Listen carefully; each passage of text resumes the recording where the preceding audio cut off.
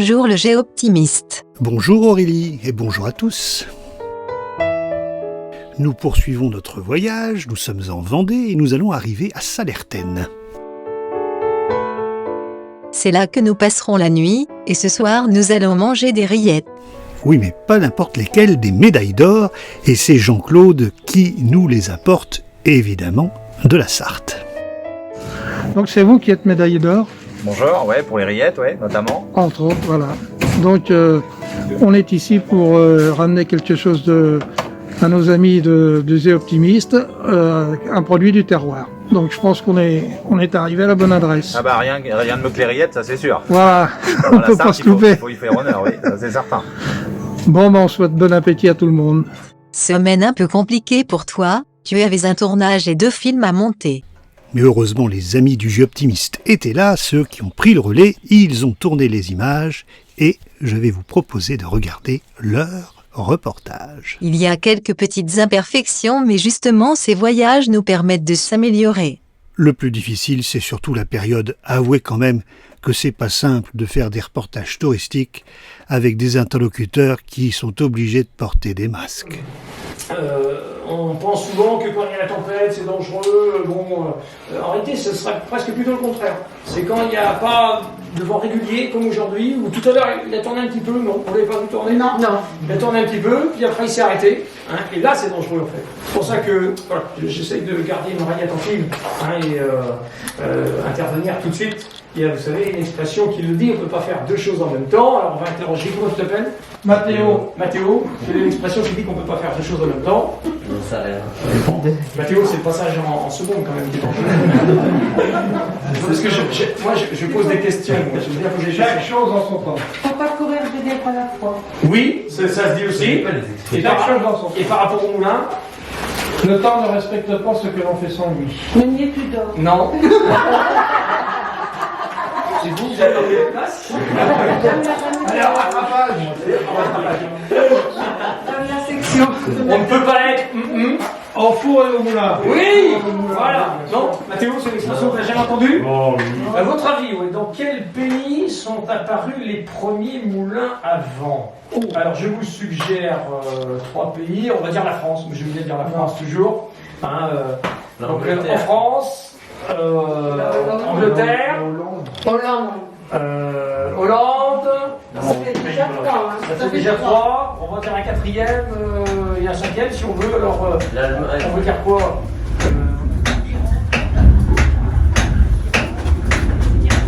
C'est vrai que quand on rentre dans le moulin, c'est une technologie mais presque d'avant-garde, si on se replace dans le contexte de l'époque, avec les moyens de l'époque, et c'est une technologie qui est toujours de l'actualité. C'est de la mécanique pure. Seulement pour en arriver là, le moulin tel qu'il est aujourd'hui, on va dire c'est un aboutissement. Il a fallu de longues années. Alors les premiers moulins à vent apparaissent à la fin du XIIe siècle en France. C'est en France qu'on a mis au point ce type de moulin à vent. Alors, on va dire qu'on ne sait pas qui vraiment a inventé le moulin à vent, on sait simplement que ce sont les marins. Parce que pour faire avancer un bateau, il faut connaître le vent. Pour faire tourner le moulin, il faut connaître le vent aussi. D'ailleurs, le gros bois noir qui supporte les ailes porte toujours le nom de vergue. La vergue, c'est un mot qui vient de la marine. Et on parle de voilure. Moi, quand j'ouvre et que je ferme les ailes aujourd'hui, jamais je vais dire que je vais ouvrir et fermer les ailes. Je pouille et je dépouille la voilure.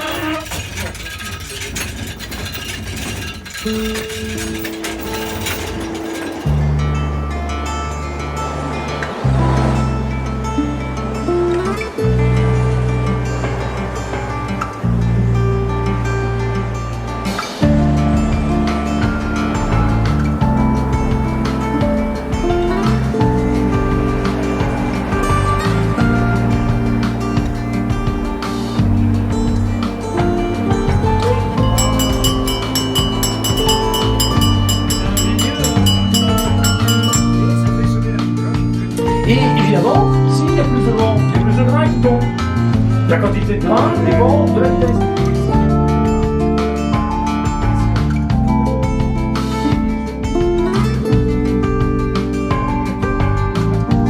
Alors comment ça fonctionne? Eh bien, quand le moulin va prendre de la vitesse, les 2 poids vont se soulever avec la courroie.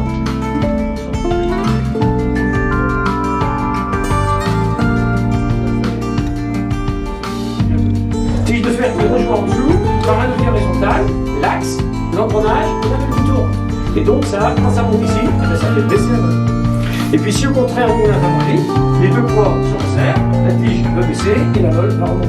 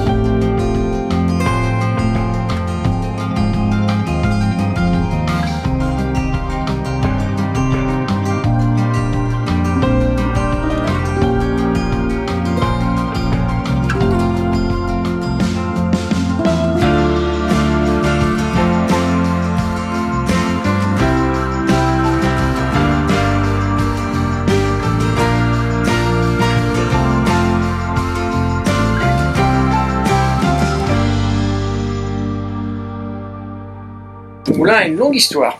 Il a été construit au milieu du XVIe siècle, 1555 pour être précis, par un seigneur, puisque à l'époque, quasiment tous les moulins, dans 9 cas sur 10, étaient l'apanage de gens de la noblesse, noblesse laïque ou ecclésiastique. Il y a aussi des monastères qui ont construit des moulins. Et pourquoi construire un moulin? C'était la première question qui venait à l'esprit, parce que le moulin est forcément une source de revenus important, puisque la base de l'alimentation, ce sont les céréales. Et donc la transformation de ces céréales se fait avec une machine comme celle-ci qui est très onéreuse. Donc ça ne pouvait vraiment être que des gens assez fortunés qui pouvaient se permettre de construire un moulin.